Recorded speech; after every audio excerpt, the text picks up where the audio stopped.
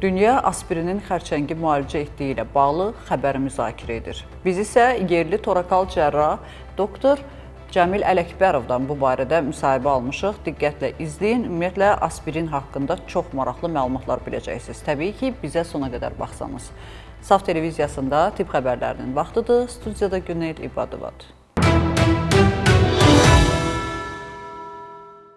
Aspirinin xərçənglə mübarizəsi haqqında yüzlərlə araşdırma aparılır və nəticə belədir. Çox güman ki, xərçəngin qarşısını alır. Amma aspirini həkim məsləhəti olmadan içsəniz və lazım olmadığı qədər, yəni dozadan çox içsəniz, nəticəsi necə faciələr doğura bilər? Bu barədə bilirdinizmi? Ona görə heç bir dərmanı həkim məsləhəti olmadan içmirik. Bunu hər zaman deyirik və torakal cərrah Cəmil Ələkbərovun aspirinlə bağlı fikirlərini dinləyirik. Aspirin xərçəng riskini azaldır. Ağrı kəsici kimi tanınan aspirinlə bağlı yeni araşdırmalar onun bəzi xərçəng növlərinin yaranma və yayılma riskini azaltdığını göstərir. Xüsusilə genetik olaraq yüksək risk qrupuna daxil olan şəxslərdə, məsələn, Linç sindromu daşıyıcılarında aparılan uzun müddətli tədqiqatlarda preparatın müntəzəm qəbulu bağırsaq xərçəngi riskini təxminən 50% azaldıb. Alimlər müəyyən edib ki, aspirin qan laxtalanmasını azaldaraq və iltihabi prosesləri zəiflədərək şiş hüceyrələrinin yayılmasının qarşısını da alır. Eyni zamanda dərman immun sisteminin xərçəng hüceyrələrini tanımasını asanlaşdıran mexanizmlərə təsir göstərir. Bununla yanaşı mütəxəssislər xəbərdarlıq edir ki, aspirin hər kəs üçün uyğun deyil. Aspirin bildiyimiz kimi dərmandır, qan durultma xüsusiyyətinə malikdir. Aspirin mədə-bağırsaq sisteminə əks təsiri var. Mədə xorası varsa, mədədə eroziyaları varsa, onu aşılamaq və qanaxma vermək xüsusiyyətinə malikdir. Aspirin dərmandır, çəkiyə, xəstəliyə uyğun olaraq, kliniki vəziyyətə uyğun olaraq dozalanır. Bir neçə dozası var. Həkim təyinatından istifadə olunur, istifadə olunma qaydası var. Əks xəstələr var ki, onlara aspirin təyini ümumiyyətlə olmaz və əks təsirləri var. Asmatik xəstələrin bəzilərinə aspirin əks təsir göstərir. Yəni, aspirin elə bir dərmandır ki, onu həkim resepti olmadan, xüsusi göstərişlər olmadan kör-körənə aptekdən alım, aspirin qəbul edeyim, bu yol verilməz haldır, çox böyük bir fəsadlara gətirib çıxarır. Dərmanın uzun müddətli istifadəsi daxili qanaxma və mədə problemləri kimi yan təsirlər yarada bilər. Buna görə də onun profilaktik məqsədlə qəbulu yalnız həkim məsləhəti ilə aparılmalıdır deyə cərrah vurğulayıb.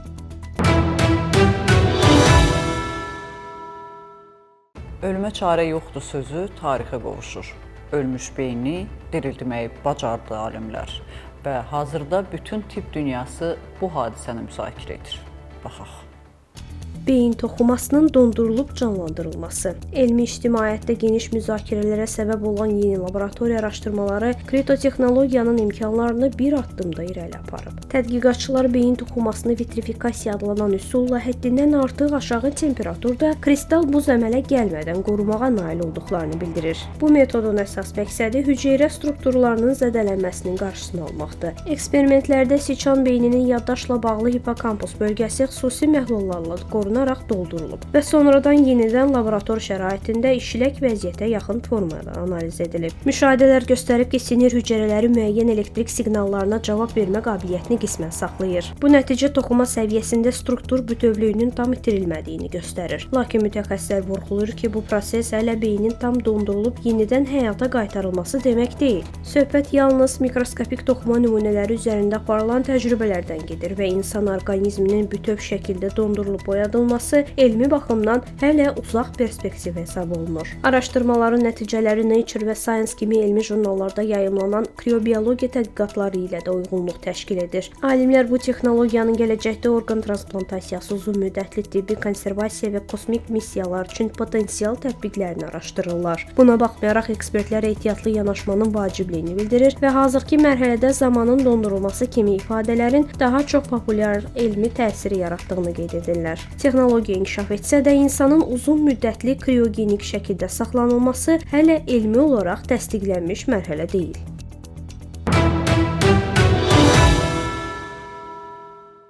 Daha bir tarixi anla üzbəüzük.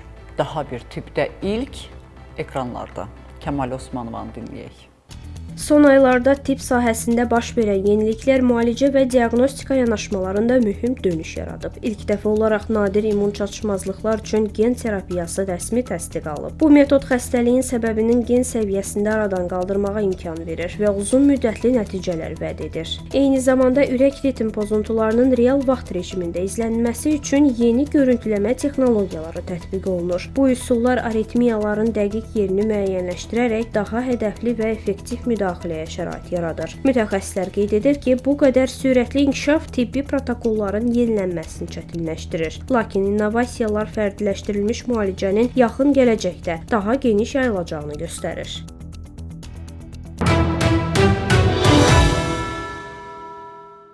Müharibə, faciələr, fəsadlarla yanaşı insanın gündəlik həyatını da alt-üst etməyi bacarır. Son zamanlar müxtəlif ölkələrdə baş verən bu atışmalar, bombardımanların nəticəsində bir çox tibbi baxımdan ehtiyacımız olan məhsulların ölkələrə çatdırılması və yaxud da istehsalında problemlər yaranır. Və deyilənə görə çox yaxın zamanlarda MRT və KT cihazlarının da vacib olan əsas hissələrindən, hansılar ki, onların soyudulması üçün istifadə olunur, bu məhsulların əldə edilməsi çətinləşəcək. Bəs bu zaman həkimlərin diaqnoz qoyması müşkülə dönəcəkmi? Maraqlı xəbərdir, birlikdə baxaq. MRT cihazları təhlükə altındadır. 2026-cı ilin mart ayından etibarən dünyada maye helium qıtlığı müşahidə olunur. Səbəb Qətərdə yerləşən mayeləşdirilmiş təbii qaz zavodlarına edilən hücumlar nəticəsində istehsalın dayanmasıdır. Mütəxəssislərin məlumatına görə helium məhz təbii qazın emalı zamanı əldə olunur və mayeləşdirilmiş təbii qazın istehsalının dayanması bu təbii qazın da bazadan kəskin azalmasına səbəb olub. Qətər dünyada heliumun təxminən 1/3 təmin edir və bu tədarükün dayanması qlobal bazara ciddi təsir göstərib. Nəticədə heliumun spot qiymətləri qısa müddətdə 2 dəfəyə qədər artıb. Bu vəziyyət xüsusilə tibb sahəsinə təsir edir. Helium MRT cihazlarının soyudulması üçün vacibdir və onun çatışmazlığı diaqnostik xidmətlərdə gecikmələr yarada bilər.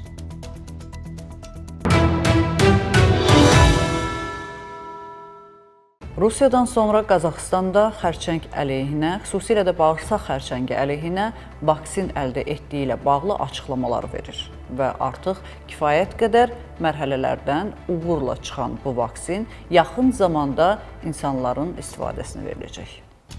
Qazaxstanda yerli istehsal olan DVC adlı xərçəng əleyhinə preparatın klinik sınaqları davam edir. Bu barədə ölkənin Elm və Ali Təhsil naziri Səyasət Nurbek hökumət iclasında məlumat verib. Onun sözlərinə görə dərman artıq insanlar üzərində sınaq mərhələsinə keçib və hazırda Astana Onkoloji Mərkəzində, eləcə də regionlardakı ixtisaslaşmış klinikalarda test edilir. Nazir bildirib ki, preparatın qeydiyyatı üçün yalnız milli deyil, beynəlxalq standartların tələbləri də yerinə yetirilməlidir. Bu səbəbdən əlavə klinik sınaqlara ehtiyac yaranıb. Planlara əsasən tədqiqatlar 2026-cı ilin sonuna qədər tamamlanacaq və dərman ilkin olaraq ölkə daxilində qeydiyyatdan keçiriləcək. Qeyd edək ki, preparatın hazırlanması 2024-cü ildən davam eləyir. İlkin məlumatlara görə dərman şiş və metastazlara birbaşa təsir göstərir və xəstələr tərəfindən ümumilikdə yan təsirsiz qəbul olunur.